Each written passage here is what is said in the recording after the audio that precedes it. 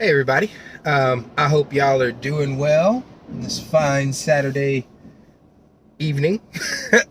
um, um, so this is not going to be a video that's going to have a whole lot of edits. I'm just going to sit and chat with you guys a little bit about some of the content and the controversial nature of the content and material that will need to be discussed on this channel.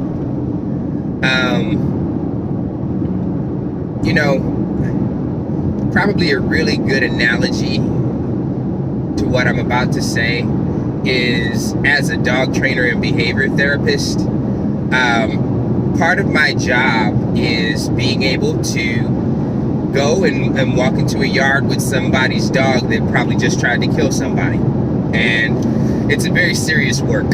And even more so, the nature of it is not simply like my traditional dog training endeavors, in which I'm simply teaching a dog to jump through a flaming hoop or anything. As challenging as it might be, it's not detrimental to the dog. It's not detrimental to the dog, or because of the dog being in a detrimental state of mind. On the other hand, when it comes to behavior therapy, dogs that are attacking people, dogs that are attacking other dogs, things like that, there's a bit of an issue, if you will. And the problem with it, like making it a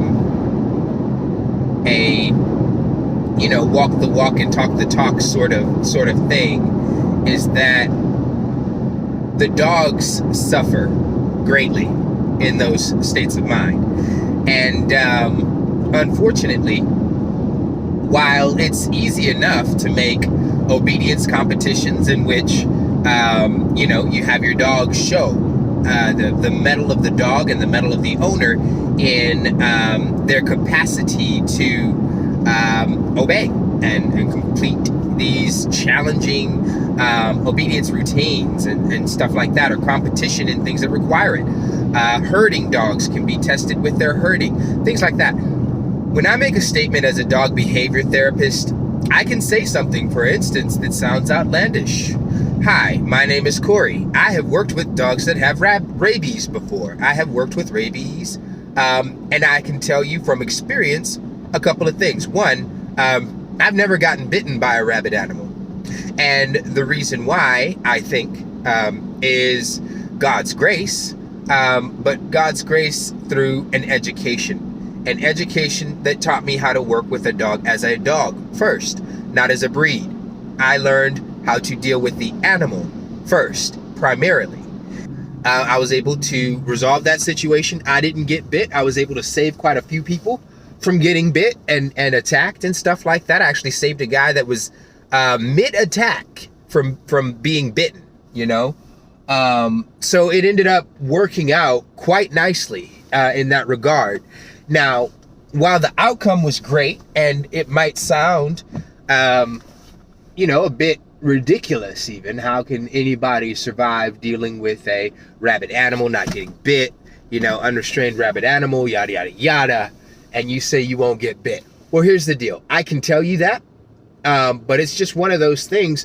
You're just gonna have to take my word for it, because the only way we would be able to test it is to do something that I would definitely define as a ethical issue.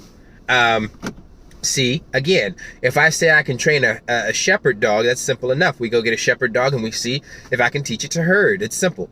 But if I say I can survive and tell somebody how to survive dealing with a rabid animal coming at them, a rabid dog in particular, coming at them, we either have to go and find a rabid dog and use it as our test subject, which is pretty sick, or we have to get even sicker and make a rabid dog to deal with as our test subject. Right? So when it comes to it, I don't think there's ever going to be a day where people ethically have rabid dog competitions, and you can see clearly this trainer can do that, and so on and so forth. There's going to be some things that I tell you that you can see me do. There's going to be some things I can tell you as a dog trainer and behavior therapist that you don't necessarily see me do, but you can put to the test yourself. And then there's going to be some things I can tell you that you should, I pray you would never have to put to the test, you would never have to experience. And I pray that not just for your sake, but also for whatever dog might be said test subject, lest they should ever have to go through that, right? So when it comes to it, again, the subject matter is something that I can make that statement and that assertion. I don't know what good it really does in the end, because it's one of those things you'll have to just take it or don't. Maybe look at the rest of my body of work and see if maybe it seems like I'm somebody who can do things that you didn't think were possible. And therefore, maybe it's plausible that this person can work with a situation that I thought was impossible, right?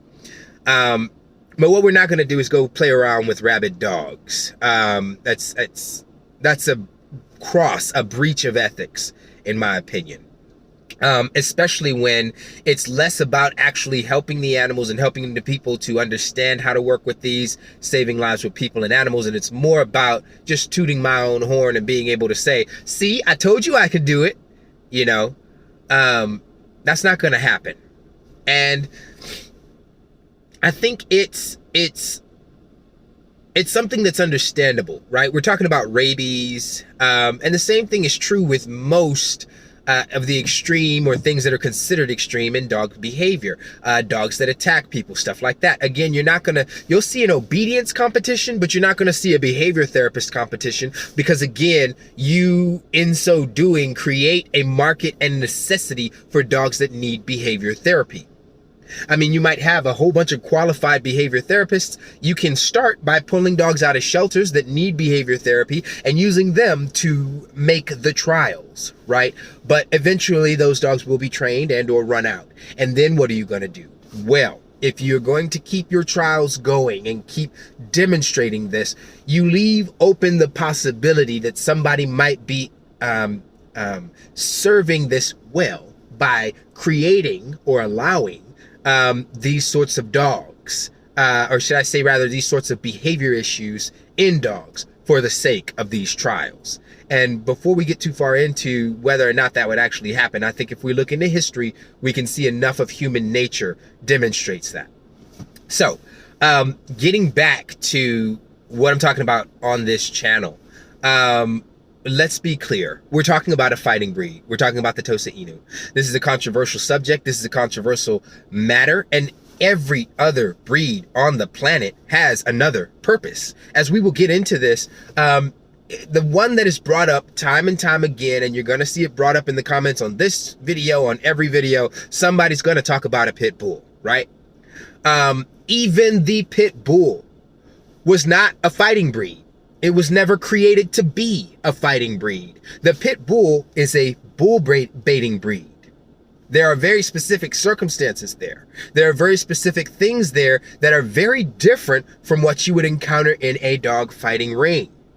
Further, the pit bull did not get its name from a dog fighting pit. It got its name from a ratting pit, which was invented in the first place to keep rats in, while the dogs rushed to set records for the number of rats they could kill.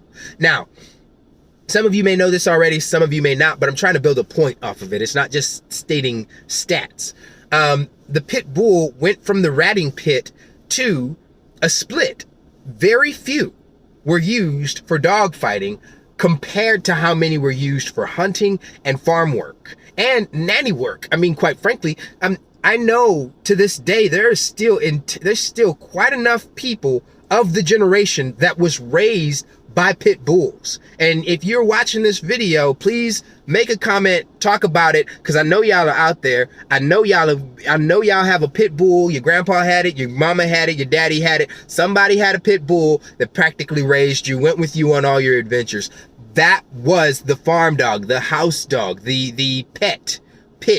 Now, granted, they were scrappy. They were everything you wanted a dog to be. I'm not trying to take away from that. But what I'm saying is that they were not bred for the fighting ring. They were not. Now, some people breed them for the fighting ring, but that's no different than any other breed. Rottweilers, Dobermans, German Shepherds have been bred for fighting longer than pit bulls, and in more ways, I think, than pit bulls, especially if we're talking about modern history. They're also more widespread than pit bulls, and yet German Shepherds are not considered a fighting breed, you know? And I want to make that clear. When it comes to it, the pit bull was not even designed to be a fighting breed. It is not designed to be a fighting breed in any way, shape, form, or fashion. And again, there is an intent and purpose behind that. And I'll explain that later on. But I just want to get that thought out there and contrast it to the Tosa. I'm not here to rag on pits, but I want to make something clear. The Tosa has never had the distraction, as the Asian dogmen would call it, but we'll say the issue of any other purpose at all whatsoever. There has never been another purpose for a Tosa. There has never been another design intent for a Tosa. Anything that's bad about a Tosa, yeah, you can attribute it to the use in the dog ring. But anything that's good about a Tosa has to be attributed to their use in the dog ring. And that's the purpose of this series. So why am I talking about this? Because if a German Shepherd owner says German Shepherds are the best herders in the world, you'd say two things. One, this person really likes German Shepherds. Two, obviously they have them and they should like them, or why else do you have them, right? Why else even get them? So at the end of the day, you know, that is what you would expect. And a lab owner would say, a lab breeder would say that labs are the best retrievers. And what's the thing that they have them doing now? Pointing labs. Yeah. You know, they're trying to do that now too. And you know, the whether or not they should and all that stuff aside, that's what they have.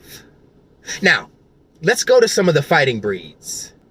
The Pakistani can say that the Bully Cutter is a great farm dog, a great hunting dog, a great livestock guardian, a fantastic dog for guarding your home and stuff like that, personal and property estate. They don't have to talk about dog fighting. Quite frankly, it's an aside for that breed. And the same thing is true for any other. It's not their primary function. It is not. But the Tosa, I can't say that. I can't say anything about that. I can't make that case because at the end of the day, for one thing, all people are going to see it as is a fighting breed. And then for two, can you blame them when that is the dog's only purpose going back to 1100 something AD? Anno Domini, right? We're going back, way back. And there's never been this Tosa is worthless for the ring, but he'd make a great hunting dog. Set him over there. No, that's never happened, and that's not happening now.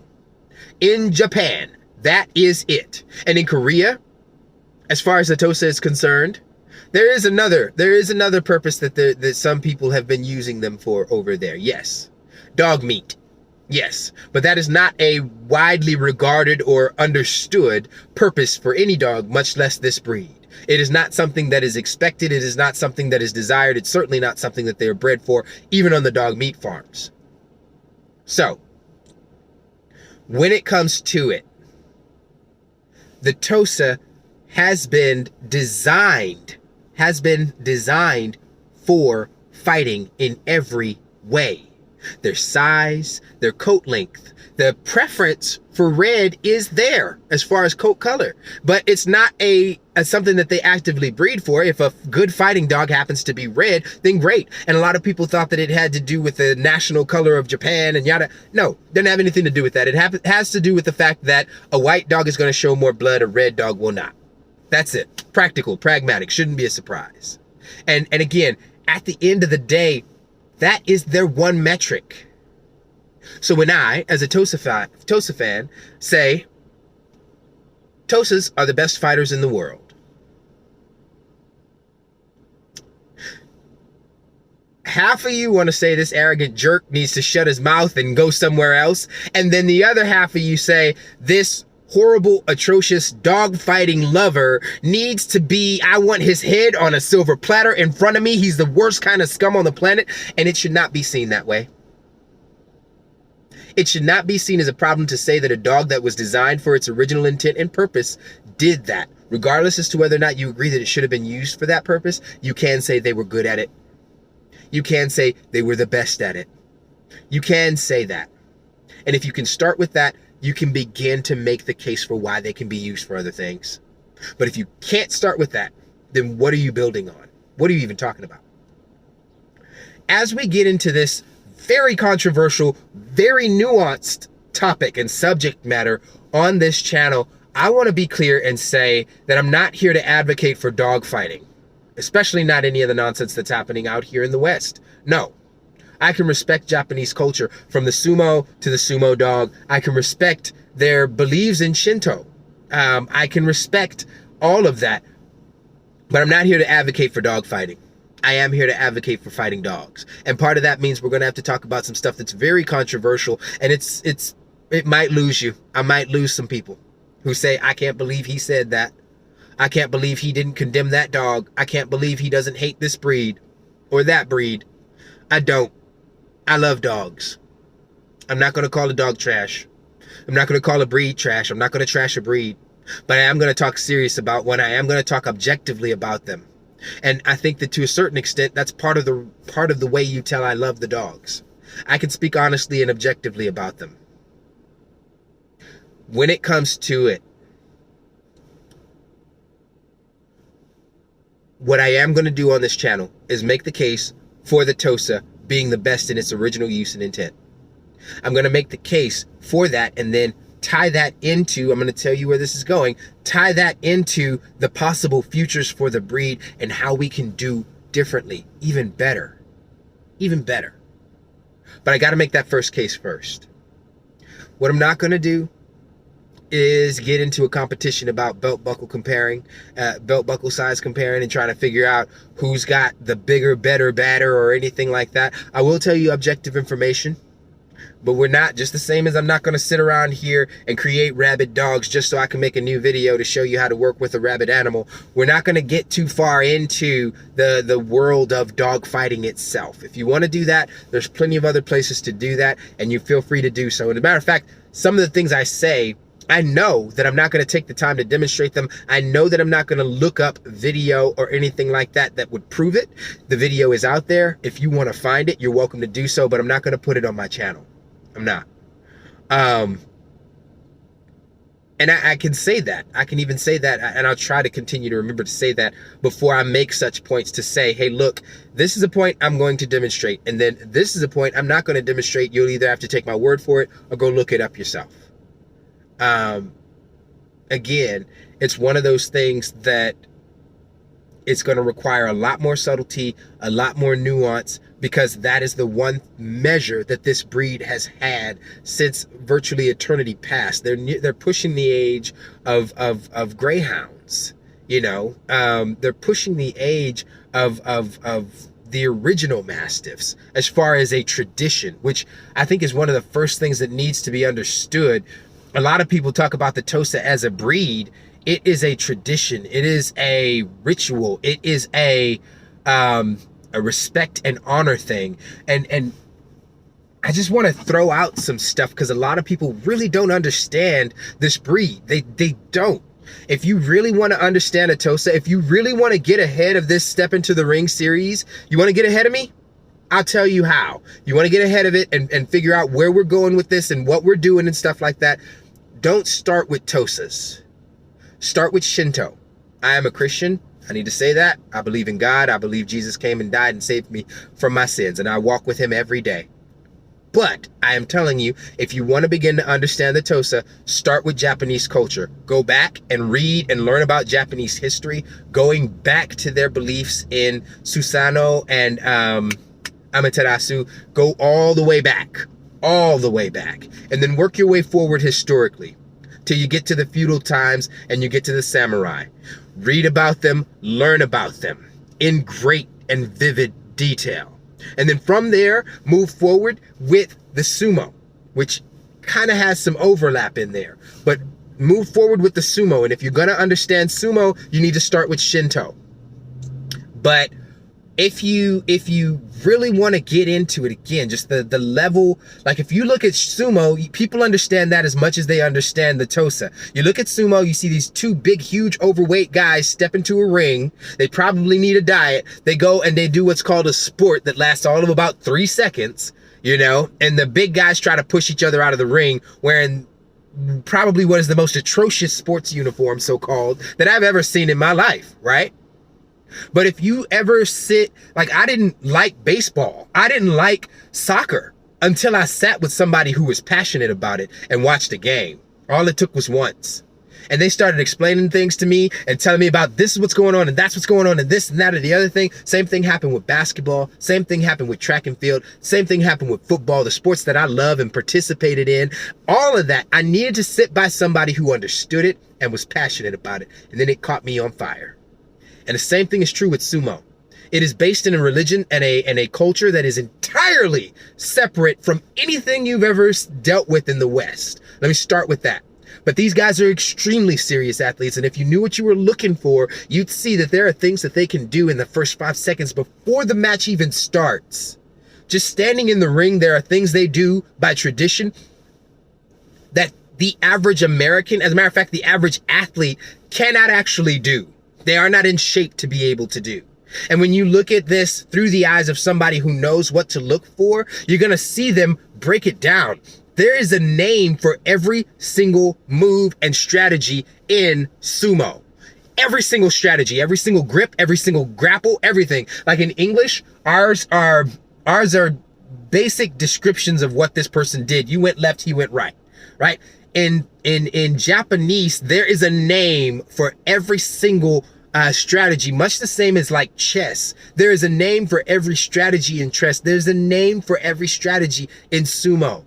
The depth and detail of it all happens in the span of 2-3 seconds. But if you watch it, these guys are like playing chess at lightning speed. And the amount of force they generate in coming together, which sumo means to mutually rush at, right? The amount of force they generate in coming together is otherworldly. It's ungodly. Most people wouldn't survive it, and yet and still, these guys continue on with the match. I mean, sometimes it's their heads cracking at that force, and they continue on with the match with only one eye, you know?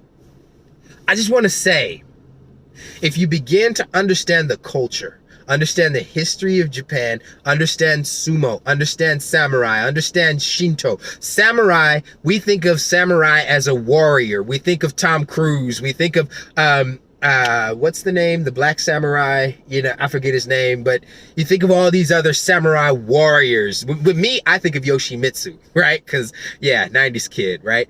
But 80s and 90s kid. But when it comes to it, samurai comes from the Japanese base word of serve. To serve, be a servant, service. I just want to let that sink in for a moment. Now, we think of it as warrior. I think we need to start with understanding the type of warrior in the root word there. Bushi. Bushi means warrior. So when you hear Bushido, the warrior way, that means warrior. But samurai comes from the word service. And that's what I want to throw out there. When it comes to, like, we're going to get, this video is getting so long. I'm sorry.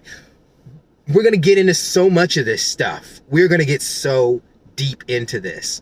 But I want to be clear that for so many reasons and on so many levels, I'm not going to let this devolve into just a competition to see which dog is fighting this, that. My dog can beat up your dog. I don't need you to write me and tell me about how your dog can beat up Dante. You're completely missing the point, for one thing. And for two, nope, I'm not going to go there. I'm not going to say that because that's just going to keep it going. So stop it, Corey. Be an adult. Sorry.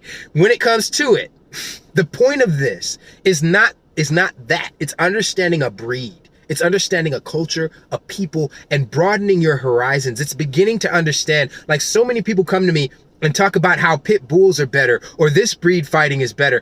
And because of the same reasons, right? Tosa females are not allowed to fight. Does that mean they can't?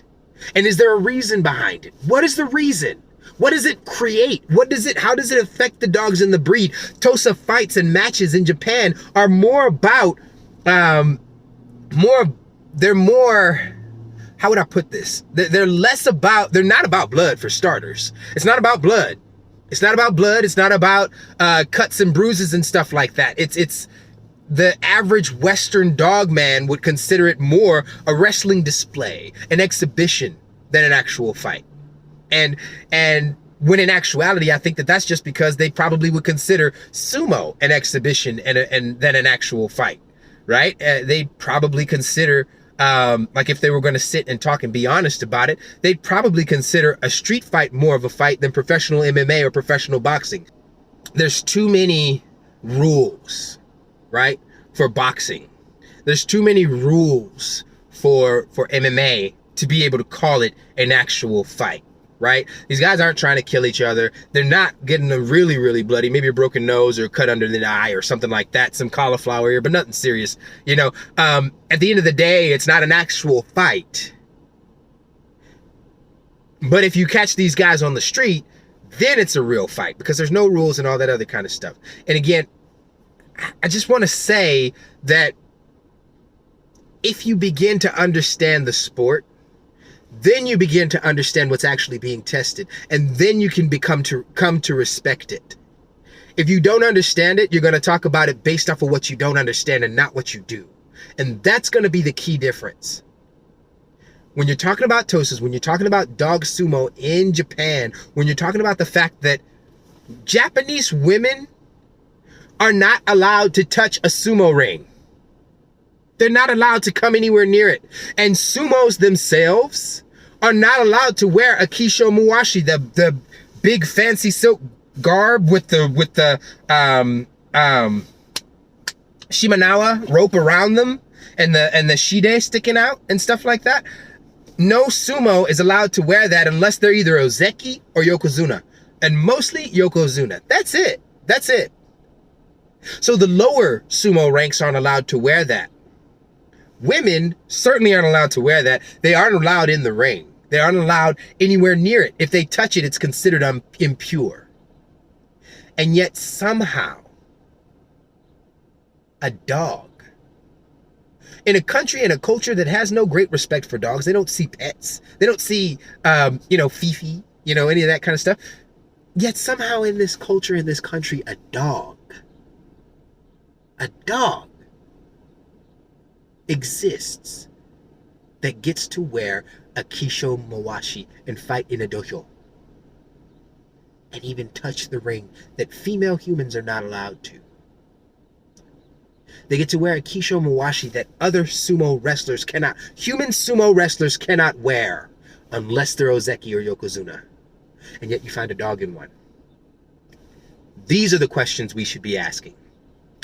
Not, oh, could a pit bull do this if they had this, that, or the other thing? Could a Tosa do that if they... No. If you want to understand the Tosa, start with that.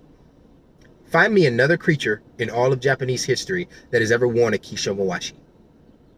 Period. Now, I'm not talking about... Sometimes they'll have... Some dogs will wear one that's like around the New Year's to celebrate the New Year in the year of the dog. Some dogs will wear them, but they're not ceremonial, and they're certainly not full. They're more of like a costume, dress up sort of thing. When it comes to a creature properly wearing one and entering a dojo, a proper dojo, there's no other creature in all of Japanese history. Tell me why. Let's start with that. And I'm about to get out of this car. I'm sorry. I'm running my mouth. When I say something controversial like the Tosa is the greatest dog-fighting dog on the planet, it's not an invitation for everybody to flame on and come out and talk about all that kind of stuff. Quite frankly, I believe it is fact. I believe I can support that fact. But that's not even the point of the channel. The point of the channel is talking about the dog itself and the greatness of the dog itself and the breed and how many other ways they can be applied. But I've got to start in the ring. I've got to start in that ring. I've got to start where they begin. If I can say one thing about Tosas in the West and then shut up and leave, it's that. I think the greatest mistake that every other endeavor has ever made to talk about, discuss, feature this breed, the greatest mistake they have all made collectively is the fact that they try to do so outside of the ring. And again, if I'm talking about a pit bull being quick and fast and lightning reflexes, yeah, great. We can talk about they used to kill rats. We can talk about how they work with bulldogs. We can talk about how, bulls. We can talk about how bulldogs have that design, right? So that they can get under a bull, right? And get a good grip, in theory anyway. There are other things to talk about with other breeds. With Tosas, one, I can't begin to explain the Tosa without stepping into the ring because there has been nothing else on the planet that has ever created one than that ring. And then two, in order to have the regard and the respect for what the dog is, I have to explain its origin. I have to talk about what that ring made. I have to talk about it. I have to tie that ring into why Tosas are so intelligent and make absolutely phenomenal obedience dogs. Why Tosas are so sympathetic and make absolutely phenomenal therapy dogs. Somebody can just say a Tosa is a great therapy dog. I can give you a historical analysis based on their history and their temperament and psychological makeup and why it was necessary in the ring for them to be good therapy dogs and why they make good therapy dogs. I can make in the ring, I can explain it so clearly that they needed this, that, and the other thing to deal with other dogs that were serious dogs coming at them. They needed these things. And these are the very same things that make them best for personal protection against people. Because I'm going to go ahead and tell you that as much as you put into your Malinois, he's still light boned and he's still 60 pounds. And a grown man versus a Malinois is not right. Now, 120 pound Tosa with the disposition to not care about what you think you cut. 120 pound Tosa with the disposition that says the more you give me, the more you gon' get. 150 pound Tosa with a bone density that's thicker than yours. A dog that's quicker than your eye can track, yet big and bad enough to do something about it when it gets there. A dog that can break a man's shin bone playing. I don't have to work hard to make a case for that. Police dogs have been killed many, many times. Look it up. Police dogs have been killed in the line of duty. By hand. People have been killed in the process of killing police dogs. By hand. They've been shot. The people were shot by the police officer. Thank God they were there. Because at the end of the day, you're still talking about a 60, 70, 80 pound dog with a light bone and light frame. If you want them in shape. They're quick, that's great. That's great. And they've got a lot of practical uses and a lot of ways you can put them to good use. I'm not trying to put them down, but if we're talking about going into a fight, who would you choose? Really? Honestly, you're going into a fight, you're about to face a battle, hand-to-hand combat war with somebody that's about to break into your house with God knows what weapon. Are you going to choose a Malinois? A 30 to 50 pound pit bull, because that's what pit bulls are, or a Tosa, a dog that was actually designed to fight. It shouldn't be hard. It shouldn't be hard. But before I can start to make that case, before I can start to get in there, I have to bring you into that ring, and we have to talk about dog fighting. We have to get into it. So as we get into this topic, as we get into this controversial stuff, I want to make sure and be clear. Yes, we're going in there. We're going to get deep. But it's not, I'm going to do my absolute best to make sure we do not let this devolve into just a competition to see who's got the biggest, baddest fighting dog. No. And again, while I will put forth the best truth that I have, and I will give you the resources and point you in the direction to be able to find out for yourself and do your own testing and do your own research. I'm perfectly fine with that. You're not gonna find dog fighting videos on here. It's not gonna happen. You're not gonna find links to dog fighting videos on here. No, it's not gonna happen. And if you really, really, truly believe differently, feel free to make your own channel. Feel free to make your own videos. Feel free to have your own discussions. I am more than happy to discuss things with you to a certain extent, but we're not going to sit here and have a Facebook fight. We're not going to sit here and have a comment war. or anything like that. So I just want to be clear on that. And that's for both sides. Like the people who feel like every fighting breed needs to be put down, and the people who feel like there's only one fighting breed, the pit bull. I will have a discussion with anybody on just about anything, but we're not going to fight. Because my fight, at the end of the day, is not with you. My fight is not with either, quite frankly. My fight is with ideas. My fight is with the ideas that people have that threaten this breed, the Tosa Inu. My fight is with the ideas that people have that put the people themselves in danger. Along the lines of, this is a fighting breed, he's dangerous, he'll kill you. That's not a fighting breed, there's nothing you can do that'll make him attack. Sure, yeah. But don't say it doesn't happen, because I see it every day. We'll get into this later on, I'm sure, and I don't want to take up all y'all's time, but just a real talk, real conversation here. I want to be clear.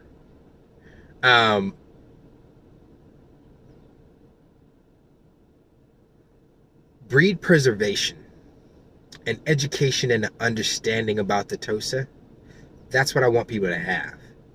You don't have to agree with me on everything. You don't. But you do need to be able to talk about it from what you do understand as opposed to what you don't. That's what I want. I want an understanding. I might have to remake this video to better say that, because now we're, 40-something minutes in, and I'm just now figuring out how to word that. I don't care if you agree or disagree, but I want your understanding to be based on fact and I want your words to be based on what you understand. And right now, neither of those things are happening with this breed. I need to know you understand it.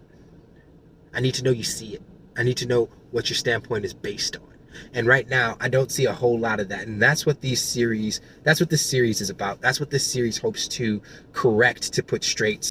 And as you go through these videos, I want you to see the message. Get the message. Meet the culture. Meet the people. Understand the tradition. Then you'll understand the dog. And that's what I think is the greatest threat to the Tosa as a breed now and into the future. And actually, historically, now and into the future. Got so much stuff I want to say. I could easily make this into like a 5-hour video. Like so much stuff clicks. So much stuff makes so much sense the more I look into it. But again, it is a line and a direction that you don't see elsewhere. You don't see people really talking about the samurai when they're talking about the Tosa. You don't see a comprehensive history of the samurai. And you don't see a comprehensive understanding or explanation of sumo. And if you don't understand either of those two things, you will never understand Japanese dog matching, period. If you can't name me the first rank of a sumo wrestler and how their ranking system works and how their strategies work, if you can't name the dohyo, if you can't name any of it, if you can't name what the referee is, what his purpose is, why he carries swords on him, like the highest ranking referees, why they carry swords on themselves, you can't name any of that, then you can't begin to understand the Tosa. You can't. Now you can have one, and there's plenty of people that have had some, but I'm talking about understanding the breed. I'm talking about understanding the origin, intent, purpose, the way that they were built, the essence of the true Tosa character, and what it is to be Tosa Token. That's what I want to address. Not just another video description, reading the FCI standard description of the Tosa. And not just another video talking about how, look at me, I'm big and bad, and I got my pit bulls, or I got my Tosas, and I got my fighting breed, and I'm sitting here, and look at how big and bad I am, you know what I'm saying? I got my seat back like we used to do it back in H-Town, you know what I'm saying? Sitting and driving and riding. Ain't nobody doing that kind of stupid stuff. No. I want a real conversation. I want people to understand. That's what I'm looking for. And I hope that through this series, you get that. Get that. Get that. Thank you all. I hope you enjoy this series. I hope you enjoy it. I really enjoy doing the research for this and putting this stuff together because it is so fascinating and I can literally watch it all day. Like when I started working on this project, I don't know that I'd ever watched a sumo match. And that's sad because they last like 10 seconds or less. And I can't say that I've ever really watched one. And now I'm to the point where I am a huge sumo fan. Come to find out, my favorite wrestler right now is Tosa Inu. If you don't know who he is, but you want to look at a fantastic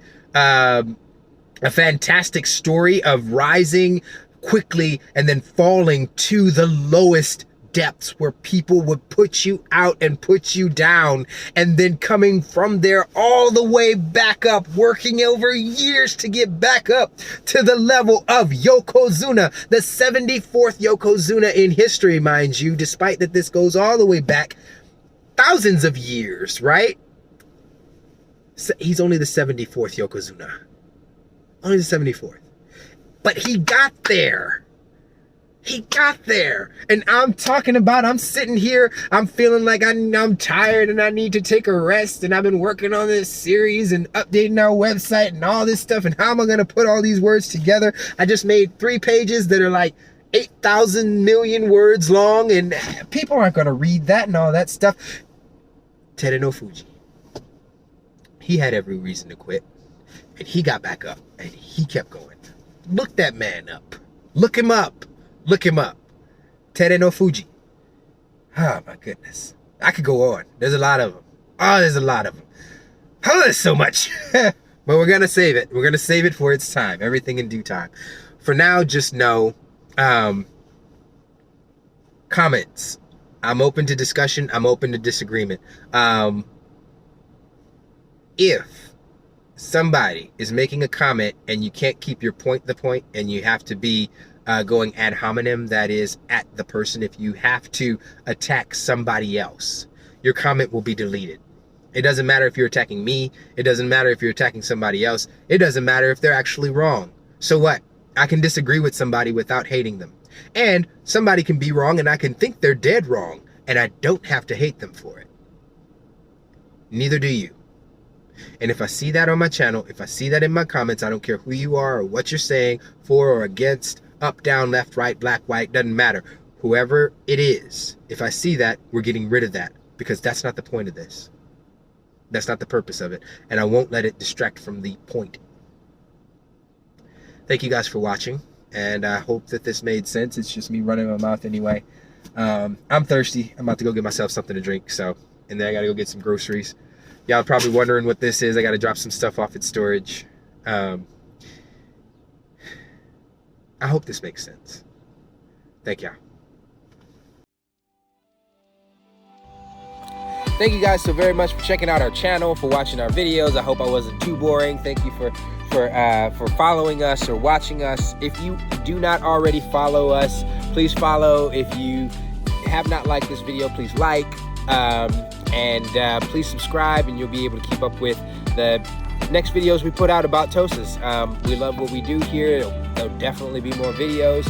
And you can learn a bit more about the breed, learn a bit more about us, and hopefully it'll be stuff that you'll find useful. One other thing I would say is that if you can, please share our information.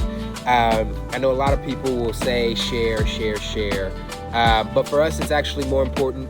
You may not know this, but the Tosa is what we might consider an endangered species here in the US and even in the West.